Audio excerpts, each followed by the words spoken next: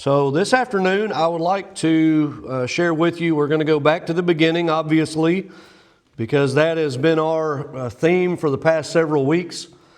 And we want to talk about some considerations for the home.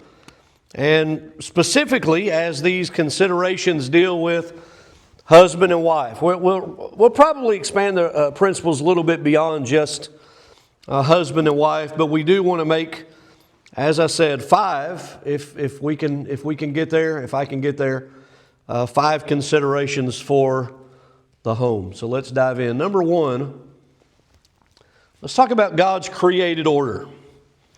When we think about roles in the family, when we think about roles in the Lord's church, as Paul is writing to Timothy, who is stationed in Ephesus, there was a concern there with some of the women who had come out of paganism taking a leadership role in the Lord's church. And Paul simply states that the reason that is unacceptable, not because women are less important, not because men are more important than women are, not because it was some sort of cultural faux pas in the first century, not because Paul was a chauvinist, as some would like to suggest. Paul deals with the reason why men are to take the leadership role in the Lord's church. Here's the deal. Men were created first. What does the created order demonstrate? Well, the created order demonstrates that men were created first. And because they were created first, they were given a certain realm of authority that women were not given. Now, we could reverse the question. What if women had been created first? Would God have been consistent there? Okay, I mean, that's a hypothetical, right? But men were created first. And because the man was created first, the man is to be the spiritual head of the home, although women, sometimes it is necessary for you to be the spiritual head of the home, especially if you are in a home where your husband's not a Christian. If you are in a home where there is some difference of doctrine or understanding or belief. I think about my dad's mom, Grandma Simon. Grandpa did not become a Christian until he was in his late 50s. Is that right? 50 what? 59. Okay, so Grandpa was 59 before he became a Christian. The household that Dad grew up in, it was four of them. It was Mom and Dad and four children. And Grandma was a Christian, and she just put her foot down and she said, "I'm taking the kids to church." And so that's what she did. Sometimes as mothers, right? Mothers have to assume that spiritual headship, that leadership in the home, because the husband is a non-Christian. And we might deal with that when we get to 1 Peter chapter 3 in just a moment. But I want you to notice in the home and in the church, the man is to be the spiritual authority. He is to be the leader, simply because that's the way that God created it. Okay? 1 Timothy chapter 2, let's begin reading in verse 8. "I desire that the men pray everywhere, lifting up holy hands without wrath and doubting. In like manner also that the women adorn themselves in modest apparel, with propriety and moderation, not with braided hair, or gold, or pearls, or costly clothing, but which is proper for women professing godliness." Those two verses are a side note. That's not the object of our lesson. Christian women are to dress modestly, and they are not to dress modestly based on what the culture says is modest. They are to base modestly based on what the Bible says is modest and proper. And there are some principles that can be drawn out. Again, that is not the object of this lesson. Verse 11, "Let a woman learn in silence with all submission. And I do not permit a woman to teach or to have authority over a man, but to be in silence." Why? "For Adam was formed first, then Eve, and Adam was not deceived, but the woman being deceived fell into transgression. Nevertheless, she will be saved in childbearing if they continue in faith, love, and holiness with self-control." God's created order from the very beginning mandates that the man takes the spiritual headship in the church, and it also mandates that the man, the male, takes the spiritual headship in the home. Now, is it possible for even a Christian man to neglect that responsibility? Yes, it is. It's unfortunate that we live in a society today where a lot of things are idolized. A lot of things are emphasized over spiritual things. But it was God, and we're going to go back to Genesis chapter 3, and we're going to see Adam has a little problem with wearing the spiritual pants in his family in Genesis chapter 3. Ephesians chapter 5 and verse 23. For the husband is the head of the wife, as also Christ is the head of the church, and he is the Savior of the body. All right? Let's go back to Genesis chapter 3 now and verse 16. Genesis chapter 3.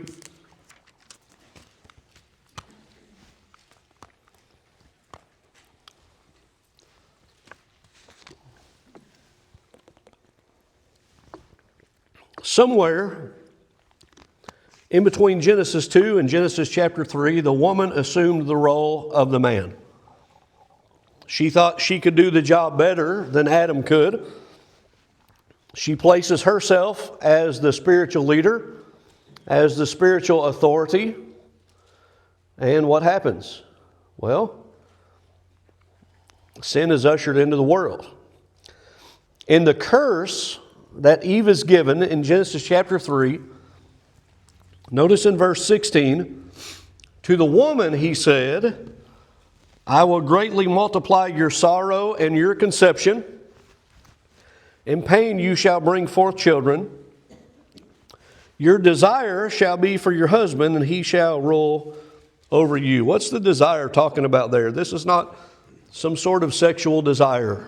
This has been exegeted to say in the past this is some sort of sexual desire. That's not what we're talking about. Essentially, your desire shall be for your husband's role, to be the head, to be the leader in your family. And that's not the way that God designed it. The same Hebrew concept is seen in Genesis chapter 4 and in verse 7.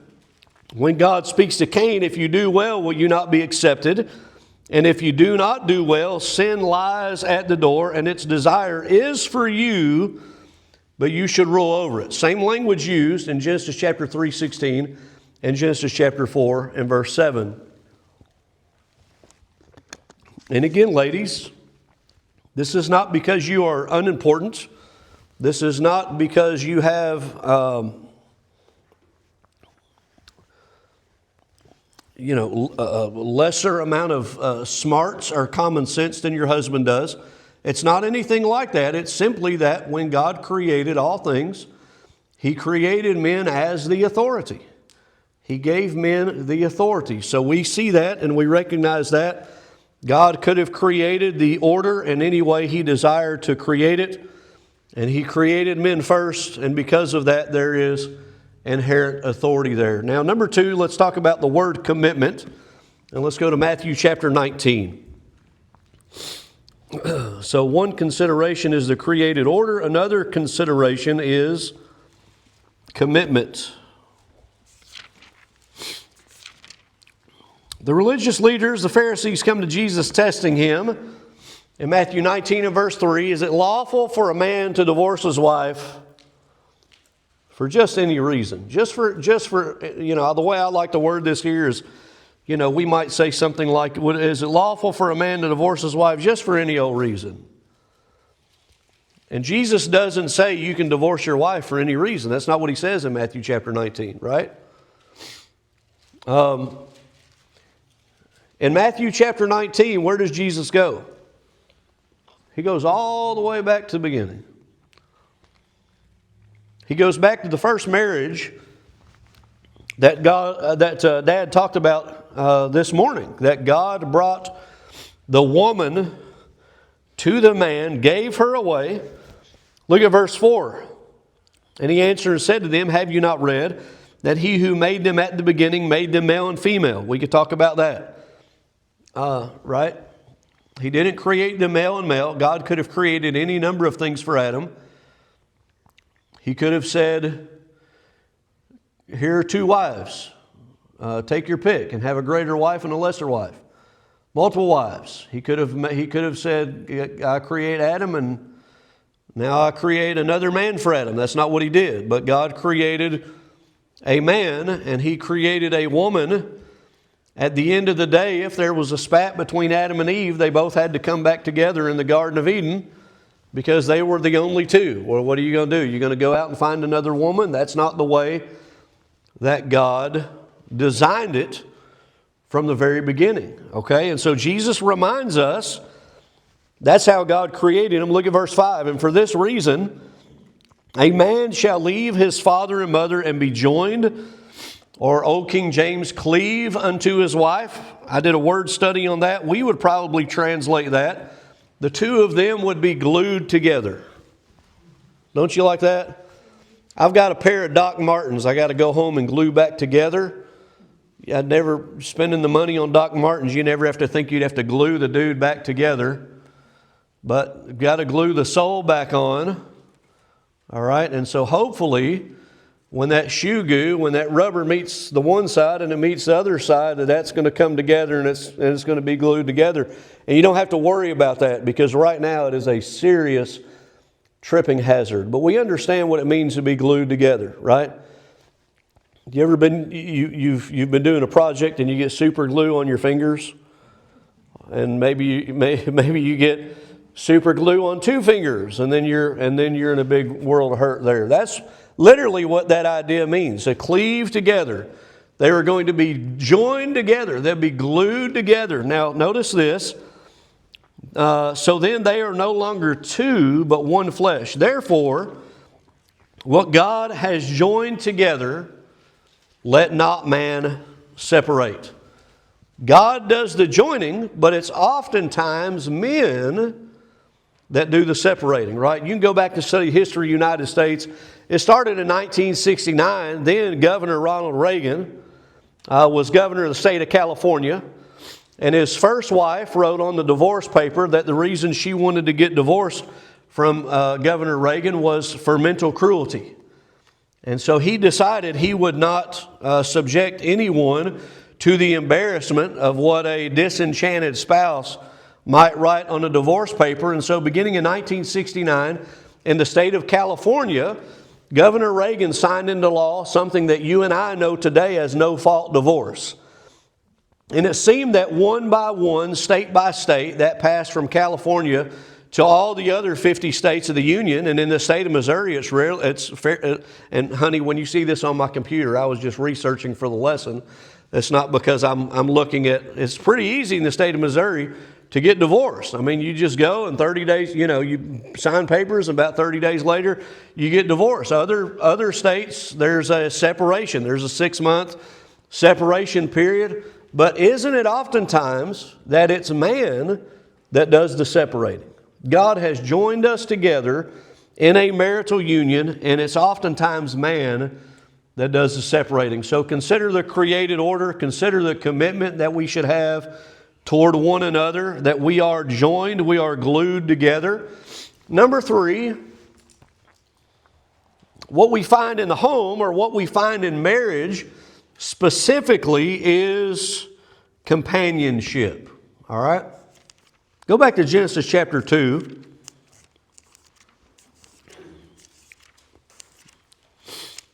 It is not good for man to be alone.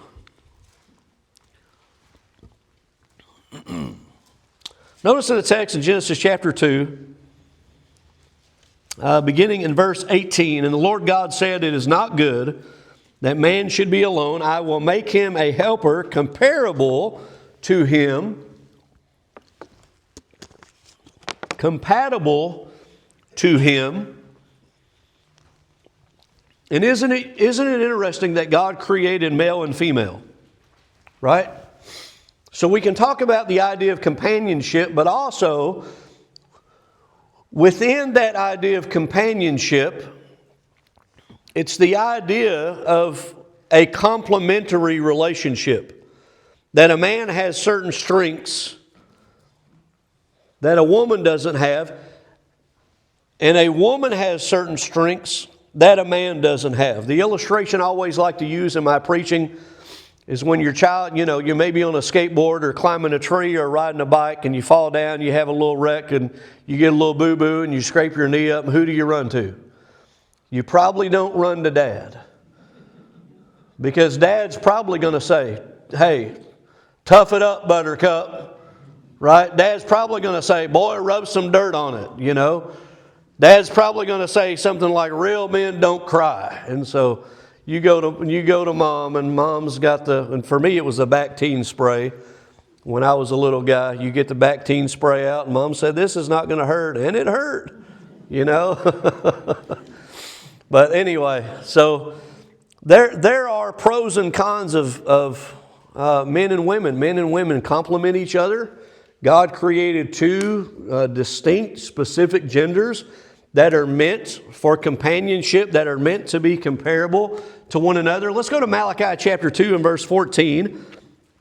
Dad looked at this one this morning, but I want to bring out another idea from Malachi chapter 2 and verse 14. Yet you say, for what reason? Because the Lord has been witness between you and the wife of your youth, with whom you have dealt treacherously, yet she is your, what? Companion. Another way you can translate, she is your friend. She is your companion. In a marriage, your wife is supposed to be your best friend. Your wife is supposed to be your companion. Your spouse is meant to be the confidant, the person that you share with in many ways other than just one or two. And so there's a give and take there in that relationship.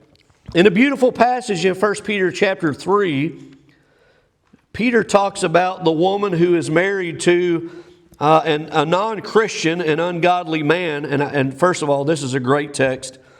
If you go back and you read verses 1 through 7, we're not reading that right now, but that's a great text about what to do if you're married to a non-Christian. Hey, just keep working on it. Just by your conduct, they're going to look at your life, they're going to look at your conduct, and ultimately that is going to speak louder than words, Peter says there. But notice in 1 Peter chapter 3 and verse 7, husbands likewise dwell with them with understanding, giving honor to the wife as to the weaker vessel, and as being heirs together of the grace of life, that your prayers may not be hindered. About a month ago, when Linda and Callie went to the ladies' retreat down in Tennessee, Jeff Miller did a lesson on men and parenting and things like that, and relationships. And so one of the verses he used to make his point was from 1 Peter chapter 3 and verse 7. And for about the first 2 weeks when we got home, Linda would say, hey, can you come to the cabin? I need you to help me get this. And I'd say, okay, weaker vessel. And she brought a thing of spaghetti sauce in there in the bedroom. And she couldn't get it. And it was all I could do to get it. And I said, okay, weaker vessel, I'll help you out. Right? But don't take advantage of that. And I'm just playing and mostly being silly there. But when when Peter says that the wife is the weaker vessel, he's not talking about necessarily emotionally. He's not talking about necessarily intellectually. But when you look at, most men, when you stand next to your husband and wife, you see a man. The man is the stronger vessel. The men are chiseled different. They're built different. Their hands and feet look different than women. Their shoulders and their collarbones look different than women. Their jaws and okay. So there is a strong man, and the woman is not as physically strong as the man is. Why are all these men who were losers competing against men now, quote unquote, transitioning? First of all, that's a fantasy word. You can't transition from one thing to another, from one gender to another. But why are these men now playing women's sports and beating the women? Because men are inherently stronger than women.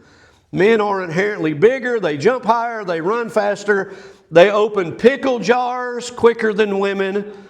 And so some of us in our families, we're familiar with doing that, right? That's part of our responsibility as the man is to do those things that the wife cannot do, the woman cannot do. But you know what? In the same regard, she has her talents and abilities too. She has things that she's going to be better with. She's going to deal with things emotionally a lot better than a man will. She's probably going to be a lot more patient than the man, a lot less angry than the man. Now, I know that's very generally speaking, but those of us who are married, those of you who have been married, think about how you and your spouse, you coupled one another. There was companionship there. And so God knew what He was doing when He created men and women. Now, what about this one? Let's go back to Genesis chapter 3. And let's talk about the idea of communication. How important is communication in any relationship? Communication is vitally important, right? If you read any of the self-help books pertaining to marriage, you're going to see that when it comes to spousal relationships, communication is key. Communication is vitally important, right? And so you want to continue throughout your marriage to grow closer to your spouse, to communicate with your spouse, to let them know how you feel. And he's like, don't talk to me about your feelings, Well, that's part of being a husband, right? So we talk to each other. We communicate with one another. Notice what happened here in Genesis chapter 3. I have several areas dealing with communication. This is at the time of the temptation. So when the woman saw the tree was good for food, that it was pleasant to the eyes, a tree desirable to make one wise, she took of its fruit and ate. She also gave to her husband with her, and he ate. What's the problem here? Well, the problem is that God communicated to Adam His expectation of them, man and wife. And here's Adam. It seems to me that when you read Genesis chapter 3 and verse 6, it seems to me that Adam was right there through the whole conversation of the serpent tempting Eve. And he did not take the spiritual accountability that was given to him. He did not communicate in that moment to his wife, hey, you shouldn't do this. Hey, we shouldn't do this. Let's ignore what's being said by the serpent. Let's turn around. Let's go a different direction. No, he didn't correct her. He didn't correct the serpent. He just stood there dumbfounded, silently, and refused to communicate. Don't do that. If you are a Christian man, stand up for what's right. You have the responsibility to ensure that your wife and your children make it to heaven. Now, Dad, sometimes we have to make tough decisions as heads of the household, don't we? Now, it's beneficial to pull your wife alongside in helping make that decision. That's beneficial, but there are times ultimately when, as the spiritual leaders in our house, we're going to have to make that decision. Say, we're not going to compromise on missing Sunday service to go to ball games. And so we put our foot down as a dad and say, we're not going to do that. We're not going to compromise to miss a gospel meeting just to go and, go to Cape and go to Best Buy or whatever. So we're going to, as the spiritual leader of our home, we're going to communicate priorities, and we're going to clearly enunciate those. Make them known to her wife, make them known to her children, and then stick to your guns. Look at verse 12. Verse 12 of Genesis chapter 3.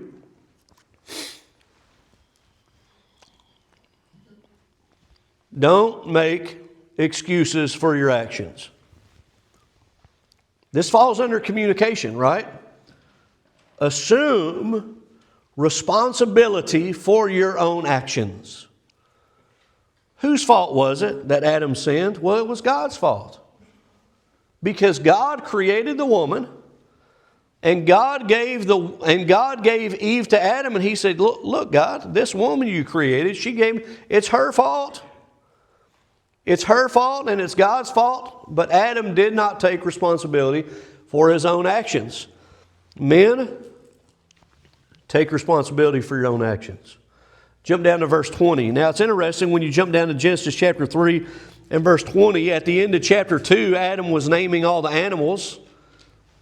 And it seemed like he was meant to name his wife, but he doesn't do that until the end of chapter 3. He gets back to doing what God wanted him to do. He calls her woman at the end of chapter 2, but he doesn't give her a name, Eve, the mother of all living, until you get to the end of chapter 3. Look at verse 20. And Adam called his wife's name Eve because she was the mother of all living. Well, at some point between chapter 2 and chapter 3, Adam stopped doing the job that God gave him to do. Christian men, do the job that God gave you to do. Be the spiritual leader in your family. I'm not going to go to Colossians chapter 3, verse 19. You see those on the screen. And I won't go to 1 Corinthians 13:5 either. You see those on the screen. Let's talk about them. Colossians 3, verse 19. Husbands, do not be bitter or harsh toward them. Dwell with them with understanding. Be understanding. Be patient. Right?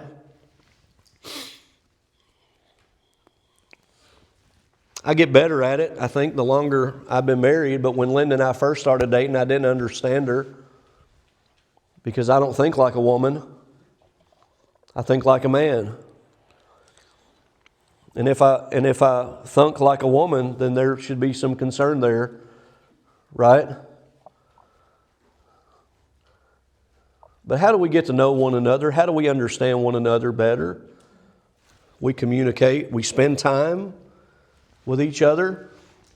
In the love chapter in 1 Corinthians 13, verse 5, one of the succinct things that Paul says there is that love does not behave rudely. Sometimes, I'm ashamed to admit it, but sometimes I talk to my wife and I would never talk to anybody else like that. Let's say I wouldn't talk to somebody out in the street like that. I wouldn't talk to any of the ladies at church like that, but I talk to my wife like that. Love does not behave rudely. So in our communication, and Dad mentioned this morning, we need to think about what we say. We need to think about how we say it. You know, I don't need to be angry. I don't need to be impatient. I don't need to be short. I don't need to be rude. Guys, let me help you out here. Get sarcasm out of your marriage. Right? You watch sitcoms, you watch the TV shows, and sarcasm is fun and get sarcasm out of your marriage. It's okay every once in a while just to be silly and to laugh about it, but being sarcastic all the time will destroy your marriage in a heartbeat. It'll do it. Let's go to Ephesians chapter 5, and this is where we'll end. When I consider marriage, I consider that our homes, our marriages need to be Christ-centered. And I was blessed my freshman year of college. I met Linda. I was 18. She was 17. And we started spending time together. And I was like, well, I guess this is Grandpa always told me. My grandpa, Lewis, believe it or not, my grandpa told me I'd marry a redhead. He knew. I don't know if I was hunting for a redhead, but Linda was she was the only. We went to a little Christian school in Alabama. She was she was the only single girl on campus, and I was one of the single guys. And I took my stab, and hey, it worked out. So we've been married 21 years. We've been together, 24 years. But we knew, and we didn't always get it right, but we knew that Christ needed to be a part of our marriage. And another thing, when I looked for a wife, I didn't want a loud, boisterous woman.